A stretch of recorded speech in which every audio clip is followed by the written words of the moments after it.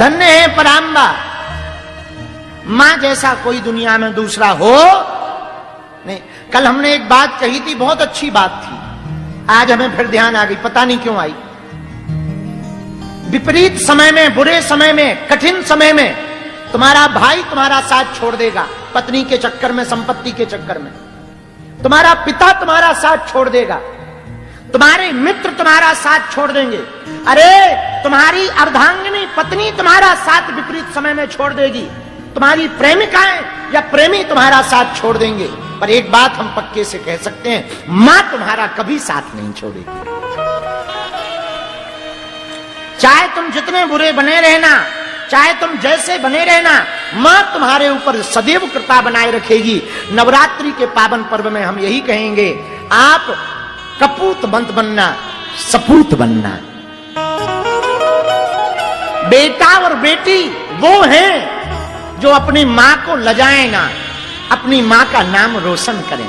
भैया, जिस मां ने तुम्हें जन्म दिया, जिस मां ने तुम्हें पाला पोसा, जिस मां ने खुद भूखे रहकर तुम्हें भोजन कराया, जिस मां ने खुद पढ़ी लिखी नहीं होती मां, पर बच्चों को जरूर पढ़ाती, खुद कपड़े ठीक नहीं पहनती पर बच्चों को नए नए पहनाती। जरा याद करो वो बचपन के दिन जब तुम्हारी मां ने तुम्हें जीवन की प्रत्येक परिस्थितियों से लड़ना सिखाया।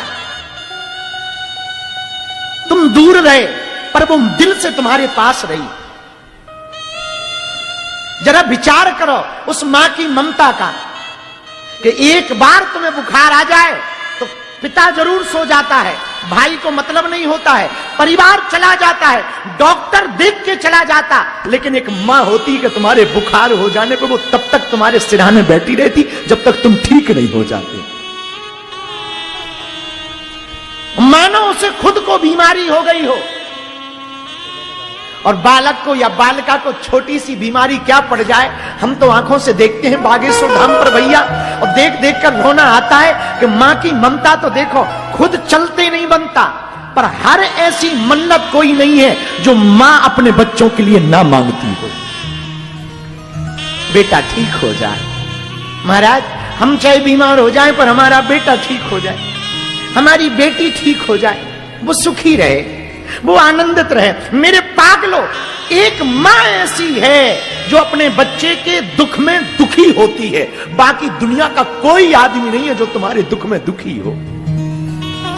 मां होती है, तुम्हें धक्का लग जाए, चोट लग जाए, तुम्हें पीड़ा हो जाए, मां तुरंत पूरे देवताओं को मना लेती, हे माता रानी हम तुम्हारा खप्पर रखेंगे, हे काली माता, हे हनुमान जी महाराज, हे बागेश्वर वाले बालाजी, हम पूरी 21 पेशी करेंगे, हमारी बेटी ठीक हो जाए, हमारा बेटा ठीक हो जाए। और भैया हमने अपनी आंखों से बहुत माताओं को देखा, कमर टेढ़ी है, पांव झुके हुए हैं, आंखों में मोटा चश्मा लगाए हैं, लेकिन बालक बीमार है, कोई घर में है नहीं, पर वो बेचारी कमर पे हाथ रख रख कर हाथी चल रही, पसीना आ रहा, धक्के खा रहे, लंबी लंबी लाइन लगी, फिर भी बागेश्वर धाम पर परिक्रमा लगाती। और जब हम भभूति देते तो पूछते, क्या बात है माँ, तुम्हारी तबीयत ठीक है?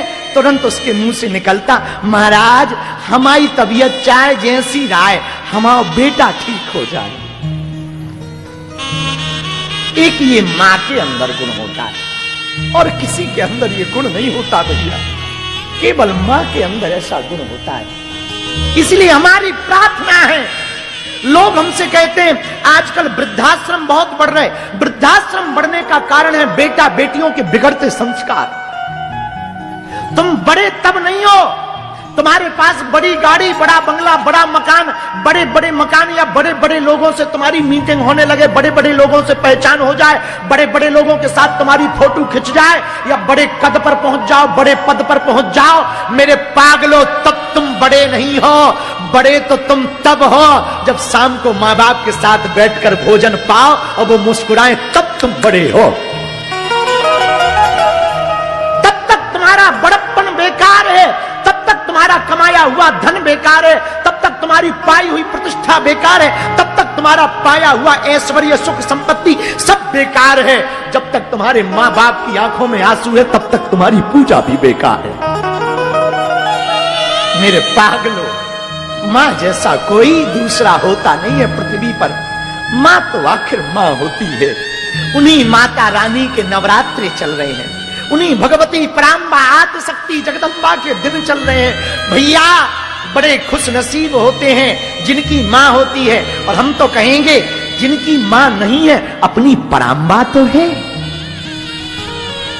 अपनी अम्बा तो है, अपनी जगदम्बा तो है, अपनी आदि शक्ति देवी तो है। अरे हनुमान जी भी मात्र के प्रति समर्पित हैं, मात्र भक्ति के प्रति समर्पित हैं। राम जी का चरित्र क्या है बताओ ना, राम जी का चरित्र क्या है? राम जी का चरित्र भी तो यही है, राम जी शिक्षा भी तो यही दे रहे हैं। क्या माता पिता की बात को मानकर राम जी बन जा रहे हैं। राम राजा बनना है पर वो बन जा रहे हैं। क्यों? ये शिक्षा देने के लिए कि हम मां बाप की पूजा कर सकें, हम मां बाप की आज्ञा का पालन कर सकें। हम जब बड़े हो जाते हैं, थोड़ा समझदार हो जाते हैं, भूल जाते हैं, दबकारने लगते हैं, तेज आवाज में बोलने लगते हैं। विचार करो, जो मां तुम्हारी रातों भर बलाएं लेती रही, जो मां रातों भर तुम्हारे लिए मन्नत मांगती रही, जो मां रातों भर तुम्हारे लिए प्रार्थना करती है, जो मां रातों भर तुम्हारे लिए पूजा करती है, जो मां नवरात्रे का 9 दिन का व्रत रखती है कि बच्चों का भला हो जाए, उस मां को तुम तेज आवाज में बोल देते, उसको तुम जवाब दे देते, और तुम मॉडर्न अपने आप को मानते हो, तुम अपने आप को पुत्र कहते हो या पुत्री कहते हो। जरा विचार करना, तुम भला कर रहे हो। और तुम कहते कि भगवान हम पर कृपा नहीं करता। तुम्हारे मां बाप यदि घर पर रोते हुए बैठे हो ना, तो तुम्हारी सभी पूजा बेकार है। परमात्मा तुम्हें मिल नहीं सकता यदि तुम्हारे मां बाप रो रहे हैं। परमात्मा को पाना है ना, तो अपने घर के परमात्मा को प्रसन्न रखो। हमने भगवान को तो नहीं देखा, लेकिन मां बाप भगवान से कम नहीं है। मां परमात्मा का ही रूप है। उन्हीं भगवती की चर्चा हम लोग गा रहे हैं। भगवती के द्वार पर सदैव प्रसन्नता बहती है, भगवती के दरवाजे पर सदैव आनंद बहता है। पूछा, अरे हम नहीं कह रहे, रामायण में लिखा है, हुई यही सुई जो राम रची राखा, को करी तरक बढ़ावे सा। जो राम जी ने रचा होगा वो हो करके ही रहेगा भैया। ना राई बढ़ सकता, ना तिल घट सकता। जो राम जी ने लिख दिया वो पक्का है। हमारे तुम्हारे फड़फड़ाने से, चिल्लाने से, रोने धोने से कुछ होने वाला नहीं है। इसलिए जो राम जी कृपा करें उसी में प्रसन्न रहो। राम जी तुम्हें भूखा रखे तो कह देना जय भगवान की बड़ी कृपा है, आज एकादशी है। नहीं है तो है, अब नहीं है भोजन, क्या करोगे? एकादशी है। और ज्यादा मिल जाए, आहा आज द्वादशी है, डबल, एक नहीं डबल। बोले क्यों? अरे देखो आहा मालपुआ रसगुल्ला, आहा क्या कहना क्या कहना। अब अभी हम व्रत हैं तो ज्यादा नाम नहीं ले सकते हैं, नहीं तो याद आ जाएगी, आफत हो जाएगी। तो आहा भोजन ज्यादा मिल जाए, आहा भैया डबल द्वादशी है। और ना मिले एकादशी है। आओ तो वेलकम, न आओ तो भीड़ कम। आनंद ही आनंद है, सब में आनंद है भैया। तुम आ जाओ तो बहुत बढ़िया, न आओ तो और बढ़िया। मंदिर पे बैठेंगे, गीत गाएंगे, हनुमान जी को मनाएंगे, खुद भी नाचेंगे, बालाजी को भी नचाएंगे। क्या आनंद है? लेकिन अब तुम आ गए तो कोई बात नहीं भैया, तुम आ गए, बढ़िया कथा सुनाएंगे, दरबार लगाएंगे, अर्जी लगाएंगे, भभूति देंगे, आशीर्वाद देंगे और तुम्हें रास्ता भी देंगे कि चिंता मत करो, बालाजी तो हैं अपने। है? आनंद दोनों में है। बोलो सीताराम, जोर से बोलो। इसीलिए चिंता मत करो। क्या करो? चिंतन करो। क्या करो? बोलो बोलो बोलो बोलो। चिंता मत करो, क्या करो? चिंतन। क्या करो? अरे चिंता सबको खात है, चिंता सबकी पीर, और जो चिंता की फाकी करे सुबह को नाम फकीर। चिंता ना करो भैया, चिंतन करो, व्यर्थ मत सोचो। हम लोगों के तुम लोगों के सोचने से कुछ होना जाना नहीं है। भगवान ने जो सोचा, हम लोग जो सोचते हैं वो बेहतर सोचते हैं, परमात्मा जो सोचते हैं वो बेहतरीन सोचते हैं। बताओ एक बात और, एक गांव में एक भगत जी रहते थे, बहुत अच्छे पढ़े लिखे थे, भक्ति करते थे। उनका दूसरा मकान था शहर में। कई दिनों से वो गए नहीं थे मकान में। 10-20 साल बाद शहर गए, ताला खोला, लेट गए, साफ सफाई की और सो गए। रात के समय भूत आए, भूत, और भूत लगे सताने। तो इन्होंने कहा कौन? भूत बोले मकान मालिक। तो जो रियल वाले मकान मालिक थे बोले तुम लोगों का दिमाग खराब है क्या? भगत जी थे, पढ़े लिखे थे, बोले तुम लोग पगला हो क्या? मकान मालिक तो हम हैं। भूत बोले तुम कब से हो? 20 साल से तो हम रखवाली कर रहे। अरे बोले 20 साल हम आए नहीं, पर बनाया तो हमने है मकान, हम मालिक हैं। अरे भूत बोले चुप रहो, कल खाली कर देना वरना चढ़ जाएंगे ऊपर। मकान मालिक बोला बड़ी गजब की धमकी। बोले भैया अब रात निकल जाने दो, हम कल भाग जाएंगे। अब दूसरा दिन हुआ, फिर रात हुई, फिर भूत आ गए। तो भूतों ने कहा क्यों? हमने कहा था कि चला जाना, तुम गए नहीं। अरे बोले भैया 1-2 दिन रह लेने दो, चले जाएंगे, पर एक बात बताओ, हाँ आप दिन में कहां गायब हो जाते हो, रात को आ जाते हो? भूत बोले दिन में यमराज के पास ड्यूटी है हमारी, रात को आते हैं। बोले यमराज कौन? अरे बोले वही जो बही खाता लेखा जोखा रखते हैं मरने मारने का। ओहो, भूतों से उस भगत जी ने कहा यदि बुरा ना मानो तो आप रोज जाते हो? बोले रोज जाते। बिल्कुल पक्का? अरे बोले पक्का। तो बोले एक काम कर दोगे क्या हमारा? हम चले तो जाएंगे, मकान छोड़ देंगे, एक काम कर दो। क्या? यमराज से पूछना हमारी मौत कितने दिन बाद। बोले ठीक है बता देंगे, कोई दिक्कत थोड़ी है।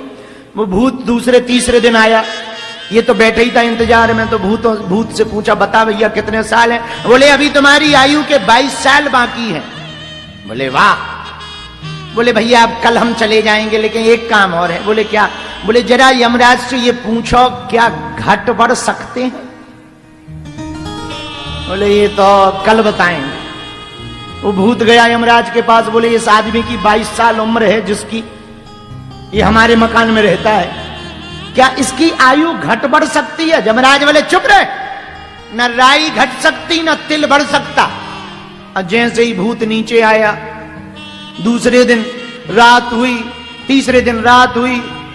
मकान मालिक ने पूछा यमराज ने क्या कहा? अरे बोले क्या कहा? न राई घट सकती न तिल बढ़ सकता। 22 साल मतलब 22 साल। मकान मालिक बोला तो खिसक ले। लिया डंडा और पानी में खिसक। भूत बोला पागल हो क्या? हमारा मकान है, हम तुम्हें खा जाएंगे। मकान मालिक बोला भगत जी बोले जब यमराज नहीं हमें पहले खा सकता तो तू कौन सी खेत की मूली है? 22 साल के पहले यमराज नहीं खा सकता, तू कौन सी खेत की मूली? भाग यहां से, भूत पिशाच निकट नहीं आवे। महावीर जब उसने सुना दिया हनुमान चालीसा, भूत लंगोटी लेके भाग गया। अब बताओ कितनी बढ़िया बात है। न राई घट सकती न तिल बढ़ सकता। जब भैया कुछ ना घटना है ना बढ़ना है तो व्यर्थ की चिंता क्यों करना है? इसलिए हम लोगों को व्यर्थ की चिंता नहीं करनी चाहिए, भगवान का चिंतन करना चाहिए। बोलो सीताराम। हनुमान जी महाराज की जय हो। बागेश्वर धाम की जय हो। सन्यासी बाबा की जय हो। नमः पार्वती पते हरे हर। अच्छा एक बात और हम कहें, फिर देवी जी का चरित्र सुनाएंगे। सुनो, कुछ लोग पूछने लगते, गुरुजी ऐसी पूजा पाठ बताओ जिसमें खर्चा न लगे। एक हमारा चेला था, वो हमसे पूछ रहा था, फ्री की पूजा बताओ। हमारे ही गांव का है, ऐसे लोग चूंकि हमारे ही गांव में होते हैं। अब बात भी सही है, जिस गांव में हम पैदा भय हों वो साधारण थोड़ी होगा, वहां के लोग ही विचित्र ही हैं। तो एक हमारे गांव के भगत जी हैं, रोज हमारे पास आते थे पहले, पंडित गुरुजी फ्री की पूजा बताओ। हम कहा भैया फ्री की पूजा तो शंकर जी को जल है, वही चढ़ाओ, फ्री का है, 1 रुपया नहीं लगना है, बेलपत्ती तोड़ लो पीछे के पेड़ से, जय श्याराम, हर हर भोले, बम बम भोले। और भोले बाबा सरल भी है, फ्री की पूजा यही है। एक बात कहें इस बात पे, देखो घाटा और मुनाफा व्यापार में देखा जाता है, भक्ति में नहीं देखा जाता है।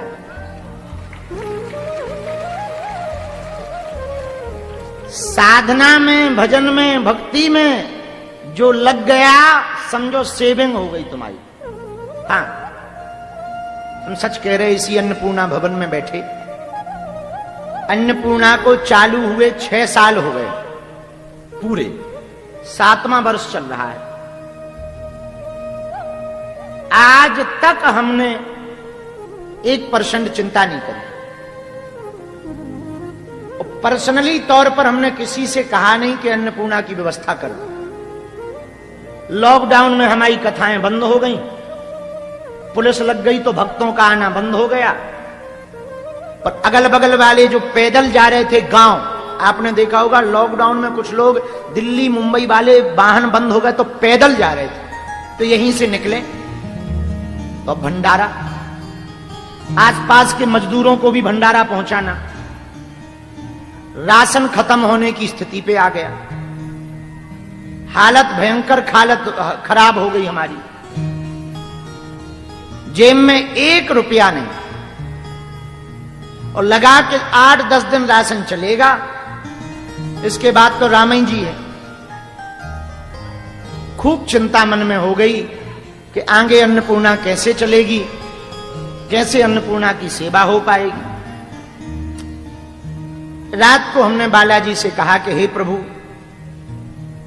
हम भले ही भूखे रह जाएं, पर अन्नपूर्णा की सेवा बंद ना हो गए। आप उनसे कृपा करो। उधार मांग सकते थे, पर मन में यह था कि कौन उधार लेवे, चुकाना तो पड़ेगा। और ये ठिकाना नहीं कब तक लॉकडाउन लगा रहेगा, कथा होए ना, दक्षिणा मिले ना, तो पता लगे चुका ही ना पाए तो सेठ यहां पे फांसी लगा दे, तो कौन आफत मोल लेवे। रात को यही प्रार्थना करके सो गए। हनुमान जी ने एक भगत जी को ऐसी प्रेरणा दी, बंबई में रहते हैं वो, और तो फोनों से काम चलता था, तो फोन आया। तब हमारे पास वो डब्बा वाला फोन था, फोन बजा, खाली बैठे ही थे, कोई काम तो था नहीं, सो उठाया तो उन्होंने प्रणाम करते हुए कहा, गुरुजी सब जगह लॉकडाउन है, अन्नपूर्णा बंद तो नहीं हो गई। हमने कहा बंद तो नहीं भैया, पर 2-4-10 दिन में बंद सो हो जाए। बोले क्यों? हम कहा हालत खराब है, राशन वासन नहीं बचा है। उन्होंने इतना कह के और बातें की, वो फोन काट दिया। हमें लगा बताओ कितना उल्लू आदमी। हमने बताया कि अन्नपूर्णा बंद होना चाहिए, बल्कि उसे ये कहना चाहिए आप चिंता ना करो, हम कुछ भिजवा रहे, कछु भेज दें, बताओ का भेज दें। और आगे के लगे ने नक्काटा ने फोन काट दिया। सो लगा कि बताना ही बेकार है, अब हमें बताने भाड़ में गया। लेकिन दूसरे दिन देखा नीम का पेड़ अभी भी लगा है मंदिर के पास में। तब ये बाउंड्री तो बनी नहीं थी। मंदिर के पास में एक ट्रक आकर के खड़ा हुआ, उसने नीचे उतर करके कहा कि पंडित जी कहाँ हैं? तो नीचे वाले दरबार हॉल में बैठे थे हम। हमने कहा बताओ, मास्क लग चलता था, तो वो तब उस वक्त वो चालू हो गया था, 2 गज दूरी बहुत जरूरी चालू हो गया था। तो बाहर से खड़े होकर के ऐसे उसने बिल पकड़ाया, बोले बंबई से ट्रक आया है राशन का। जब हमने देखा, आहा आनंद आ गया। 100-150 बोरी आटा था, खूब चावल थे, अरहर की दाल थी, पूरे में सरसों के तेल के डिब्बा, रिफाइंड के तेल के डिब्बा भरे थे। हमने ऊपर की तरफ देखकर कहा, जय हो बजरंगबली। मन नहीं माना। हमने चूंकि एक दिन पहले खूब गाली बक दी थी मन में, तो मन में लगा के बहुत गलत कर दिया, जजमान जी को ऐसा नहीं कहना चाहिए, बेचारे की क्या गलती है। सो हमने फिर फोन लगाया, हमने कहा, भगत जी आपका बहुत बहुत धन्यवाद है, आपने जो सेवा पहुंचाई वो पहुंच गई। तो पता है वो क्या बोले? बोले गुरुजी जब से आपने बताया हमें रात भर नींद नहीं आई, और यही था कैसे भी करके ट्रक पहुंच जाए। 24 घंटा जरूर पहुंचने में लग गए, पर पहुंच गया।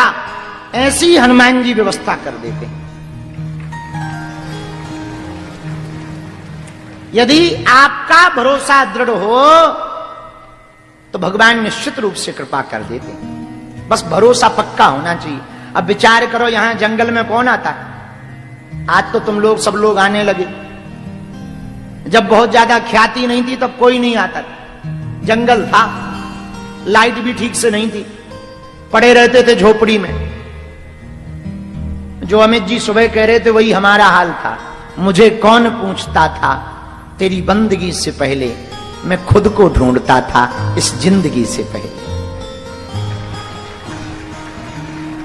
तो भगवान की कृपा पर आपके अंदर किंचित मात्र भी संदेह नहीं होना चाहिए। सुनो, ध्यान से सुनो पंडित जी, 1% भगवान की इच्छा पर, भगवान की कृपा पर संदेह नहीं होना चाहिए। आपका 1% यदि संदेह नहीं होगा तो हम दावे के साथ अनुभव पूर्वक बात कह रहे हैं, पौराणिक बात नहीं कह रहे, अनुभव की बात कह रहे हैं। भगवान को कृपा करनी ही पड़ेगी, जिम्मेदारी भगवान की हो जाती है, भगवान को कृपा करनी ही पड़ती है। आहा, हम नवरात्रि के पहले सोच रहे थे कि 9 दिन हम कथा क्या सुनाएंगे, हमें तो देवी जी की आती ही नहीं कुछ। अब इतनी आ रही है कि ये पता लग रहा है कि सुनाए काका। हाँ। पर यह भरोसा था कि जब कथा शुरू होगी वो सब व्यवस्था कर देंगी भगवती।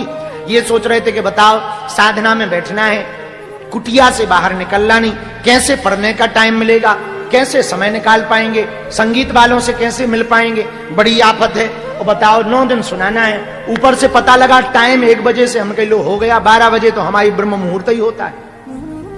अब और बड़ी आफत। अब वर्तमान में तो ठीक से सो नहीं रहे, खूब आनंद है। आज तो सुबह 6 बजे हवन हो पाया, पर आनंद आया। बालाजी का बढ़िया आरती हो रही थी, बढ़िया आहा हवन भी हो रहा था, खूब आनंद आया। 9 दिन तक बहुत आनंद है। अब तो जल्दी हनुमान जी एक कृपा और मन की लालसा जो रह गई वो पूरी कर दें, वही चिंता रह गई। बाकी तो हम चिंता मुक्त हो गए। हमसे तो कोई कहे तो यही कथा भर सुनाते रहो, सो सुनाते रहे। एक हॉस्पिटल की चिंता रह गई, वो भर हनुमान जी पूर्ण कर दे। उसके बाद तो बहुत आनंद है भैया, बहुत आनंद है। ना काहू से दोस्ती, ना काहू से बैर, खूब आनंद बरस रहा है। उनकी खूब कृपा बरस रही है। क्या कह दे, मैं सच बतावे भैया, जैसी कृपा हम पर हनुमान जी महाराज की है वैसे ही सब पर बनी रहे, यही प्रार्थना है। बीच में जरूर हम बिगड़ गए थे, पर अब पूर्णतया सुधर गए। मंदिर के पास डेरा ज्यों का त्यों पहुंच गया। जैसे हमारे दादा गुरुजी की झोपड़ी बनी थी वैसे ही हमारी बन गई। तो लौट के उल्लू घर को आए। बहुत आनंद है भैया, बहुत आनंद है। पर कारण सिर्फ आनंद का इतना ही है, भरोसा है। किसके ऊपर? बोलो बोलो, बालाजी के ऊपर। यदि तुम्हारा भी भरोसा होगा तो तुम्हें भी खूब आनंद मिलेगा।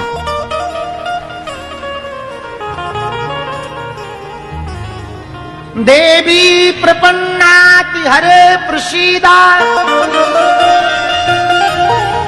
धन्य है पराम्बा।